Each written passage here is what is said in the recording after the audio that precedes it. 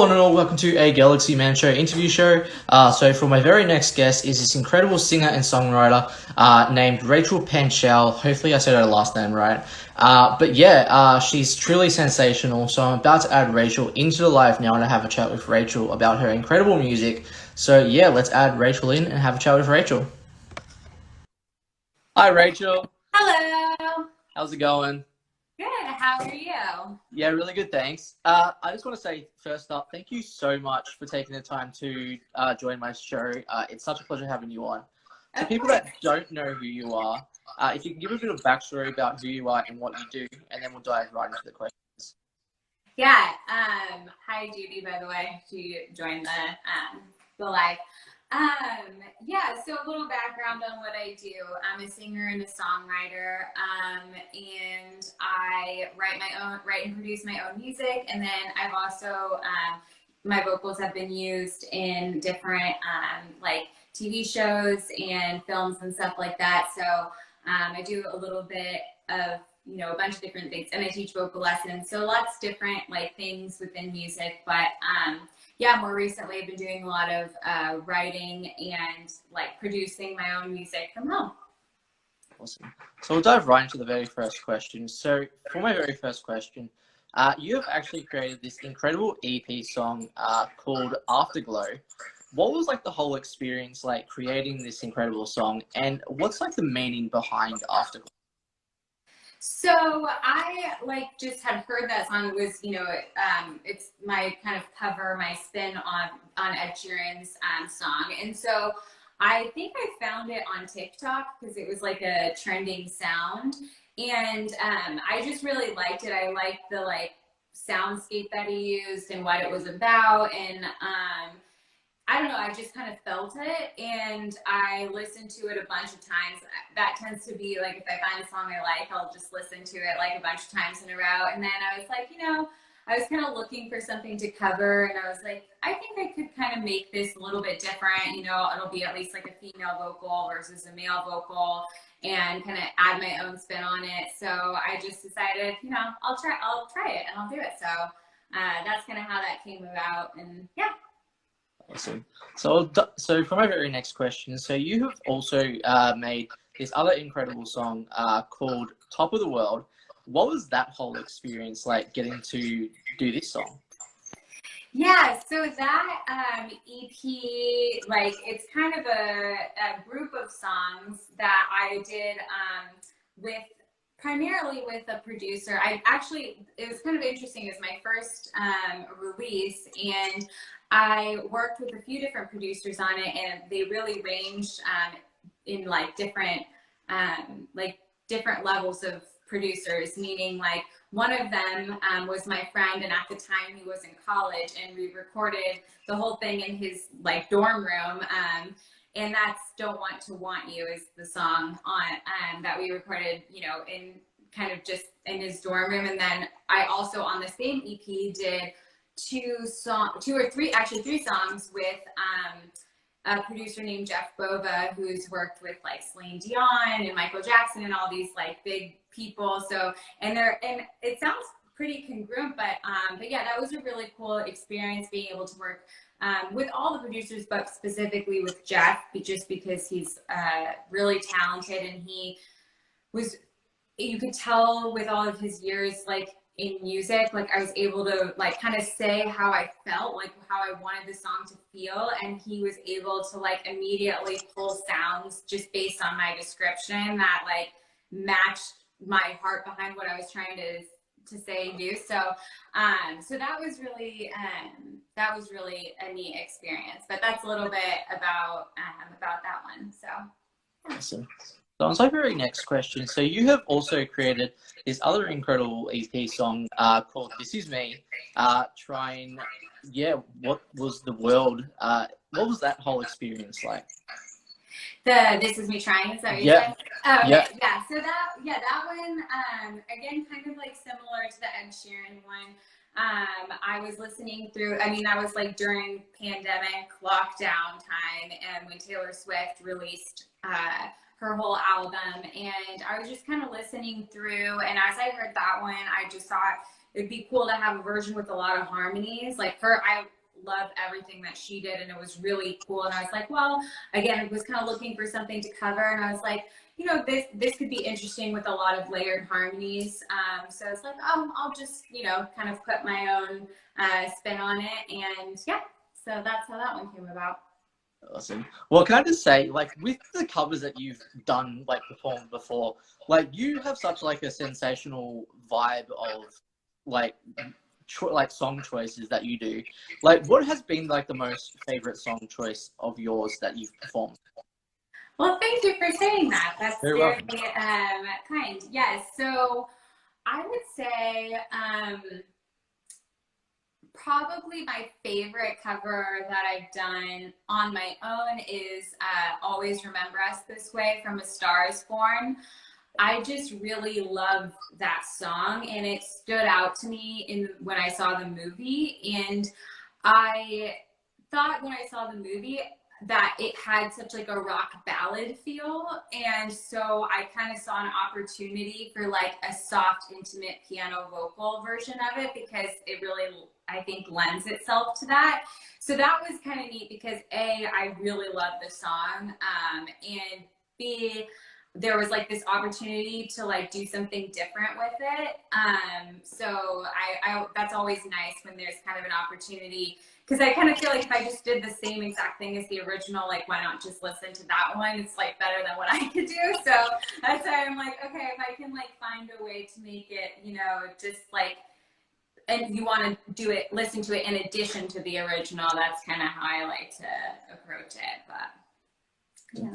So, on to my very next question. So, you have also created this other incredible song called Summertime. I actually had to listen to it yesterday, and I was like, wow, this is another incredible song. What was Summertime like? Like, how did you come up with the idea of wanting to create this song? Yeah, so I love jazz music, and I studied music in college, but where I went to school was very classical. Hi, Teresa. It was just very focused on opera, and there was really no options for pop.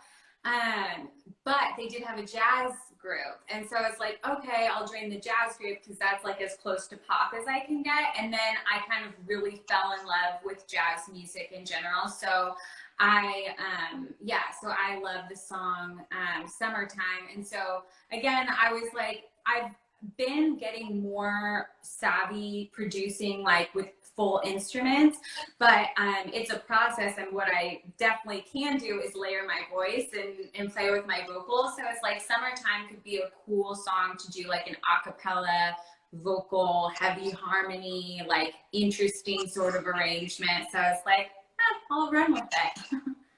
Awesome. So, on to my very next question. So, you have actually done a cover of this sensational song from back in a Disney movie called Aladdin, which was Speechless. Like, your voice with that was truly sensational, and that was such a truly incredible song from Aladdin. What was that like, getting to perform Speechless? Yeah, it's great. I love that song.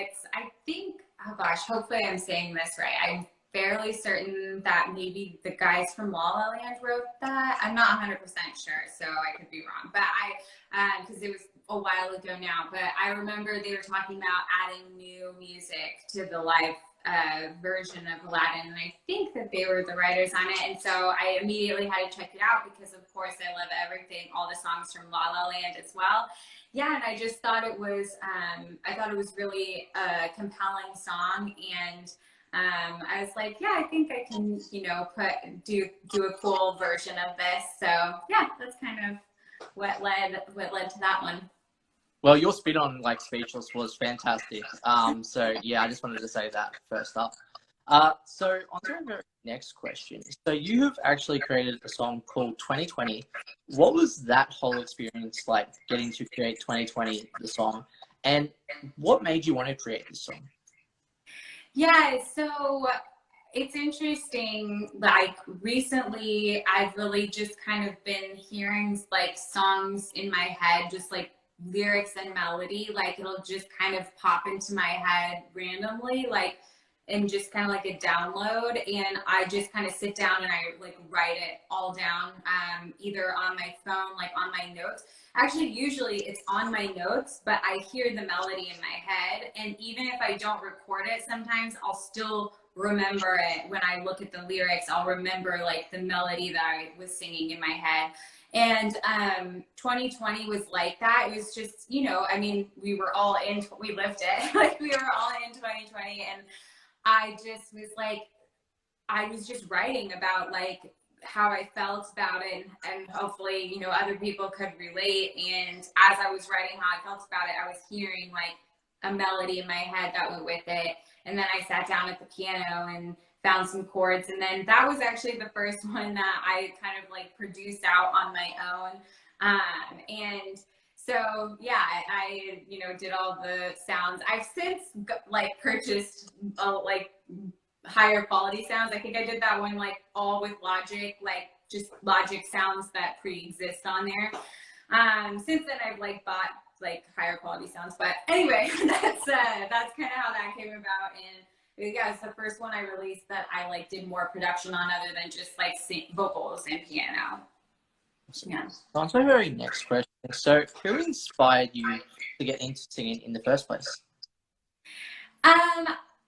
Well, according to my mom, of course I don't remember, but according to her, I was singing in the crib, like, you know, just kind of like vocalizing and playing with my voice ever since I was really little. And then basically she told me like she was trying to find activities for me to do, and I was just horribly unathletic and like uncoordinated at everything. And then she said we were like in a church service and the choir came on, and a girl stepped forward to like sing her solo, and I literally like stood on the chair and I said, I want to do that. And she's like, oh, okay. Like, so I started in church choir, and that it kind of just one thing led to another. So really, in like a lot of my music growing up is contemporary Christian and worship music and country music. That's what I listened to a lot growing up. And yeah, but as I got to reach maybe middle school, like Taylor Swift and Sarah Bareilles and all the like singer-songwriter girls really influenced me, you know, in that time. So, yeah. So on to my very next question. So, if you could work with any top 3 music artists in the industry, who would they be and why?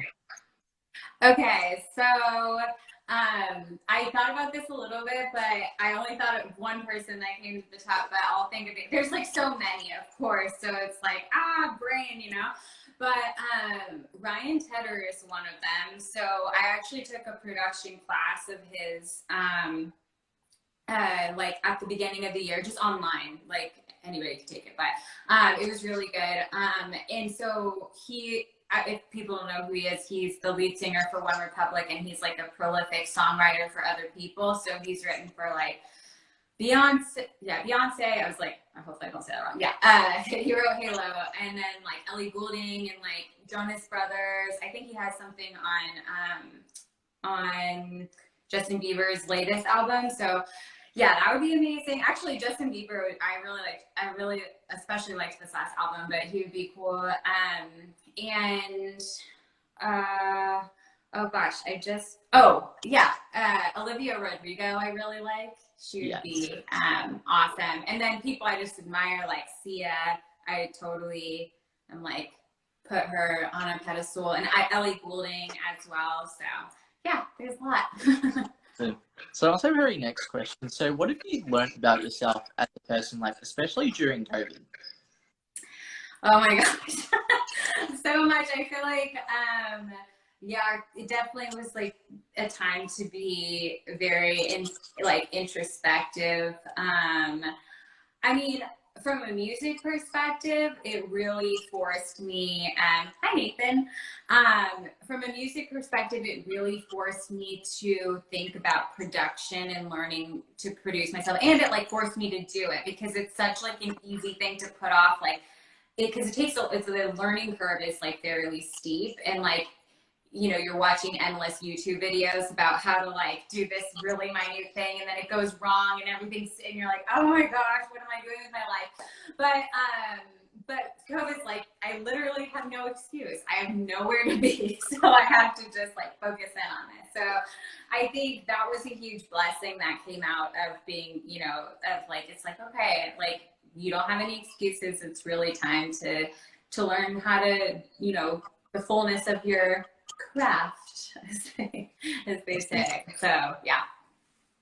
So for our very next question, so what like with the whole music side of things, what when you're performing, what does performing music mean to you? Oh, um, I I think right now, so like I think growing up, there's like a level of excitement every time you like get on stage, and there's just like sort of an energy transfer, and there's nervousness too. But I think it's the excitement, and then also that energy exchange between like when you can do something live, there's like a special energy exchange between yourself and like the people who are there.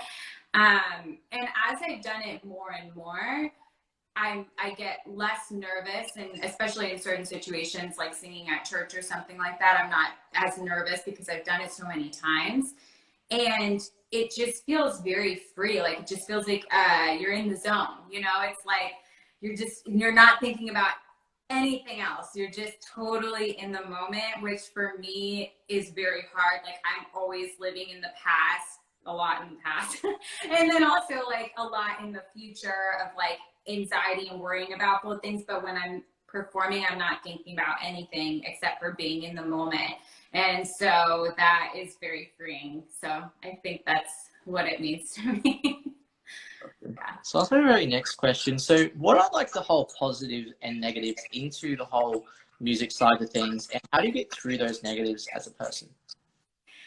Yeah, so the positives I would say are like getting these unique experiences that maybe not that every person is able to experience, and like that feels super like special, or like good memories, you know? So for example, like singing for a TV show, it's like, oh wow, like I get to do this at like, you know, and it's like what who made like there's so many other people that would be just as qualified, but somehow I ended up like in the right place at the right time, and like I get this special moment, right? So that's really cool. And like those moments being on stage, like the energy exchange and everything like that. And then the downside I would say is like with those highs also come like the lows of like being rejected or disappointments, like not, or I would say actually the worst thing is the worst and the best thing is like near wins, where it's like you were like this close to getting something, and it was like, yeah, it's green light, green light, green light, green light, red light. And it's like you get ahead in your head, like, oh my gosh, if I got this, it would change this and that, and I would be making this, and I would, you know, and you get so far ahead, and then when you're like this close and it's like yanked away from you, oh, it hurts. It does. It hurts really bad. And I don't know, like getting through it is just kind of like folk trying to remember in those moments, like the positives. And then for me, like my faith plays a big part in it, of just like, you know, whatever God has for me, he's going to promote me at the right time to whatever that's supposed to be, you know, and I have to, it's my job to like kind of be okay with it, you know, and trust in that plan. So yeah. Awesome. So on my very last question, so what's like next for you, like for the rest of 2021, like music wise or project wise that you would like to announce? Yes, I would love to. Thank you for asking. So, I have a new song coming out April 30th, so next Friday, called Fringe, that I co-wrote and co-produced with my friend Henry. Thanks, Teresa. I'm glad you feel that way too. But yes, so that's my next release, Fringe, which is coming out a week from Friday. That I co-wrote with my friend. And actually, we met in sort of a pandemic-y way. I played at a open mic, like a virtual open mic during the pandemic, and he like emailed me afterward and was like, oh, I really liked your song. I think it was 2020 actually. It's like, I really like 2020. Do you want to collaborate? So we did some Skype sessions and we wrote Fringe. And then actually after that, there's another song called Rescue that will be coming out like in 6 weeks or whatever, 6 weeks after. So yeah. Awesome. Well, would you like to perform a song on the show? Sure, I'd love to. Okay, so I think you mentioned Speechless would be a good one, right? Yeah. Cool. So I'll do a little bit of that one. Oops. That's my keyboard that I've had. Literally, I've had this. It's my little Yamaha that I've had since I was 12. My sister. Wow. Sometimes my laptop like accidentally hits the little like beat maker. Okay.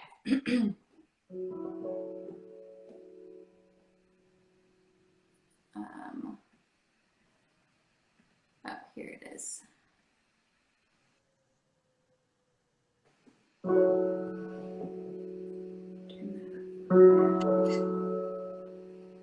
Here comes a wave meant to wash me away, a tide that is taking me under. Swallowing sand left with nothing to say, my voice drowned out in the thunder. But I won't cry, and I won't start to crumble. Whenever they try to shut me or cut me down, I won't be silenced. You can't keep me quiet. I'll tremble when you try it. All I know is I won't grow speechless. 'Cause I'll breathe when they try to suffocate me.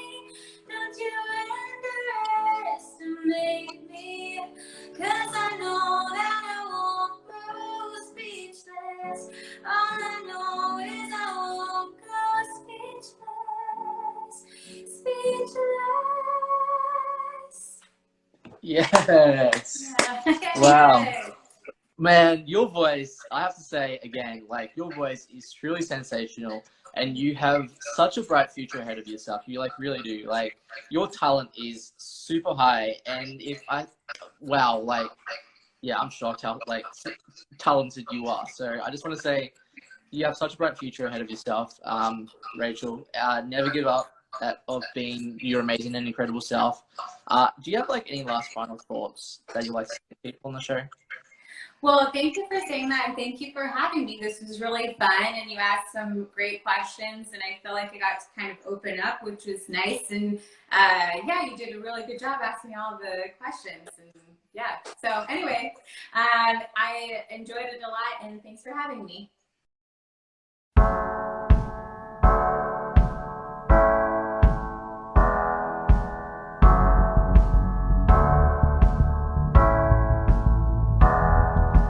Cry and cry, you consume my mind.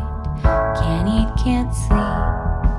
I hear my phone beep, beep, beep, beep, and think it's you reaching out to me. But it's been 1, 2, 3 weeks since we last spoke. Haven't heard a word, it's really over. And it's been 1, 2, 3 weeks since we last kissed. Now my life goes a little like this. I want you to look back, but you won't. And I want you to regret, but you don't. You're silent. I scream, can you hear me? Can you hear me? No, no, no, no, no, no. If I knew you had a hard time letting go, it would somehow give me peace. That I wasn't in this alone, that we felt all the same things. But it's been 1, 2, 3 weeks since we last spoke. Haven't heard a word, it's really over. And it's been 1, 2, 3 weeks since we last kissed. Now my life goes a little like this. I want you to look back, but you won't. And I want you to regret, but you don't. You're silent.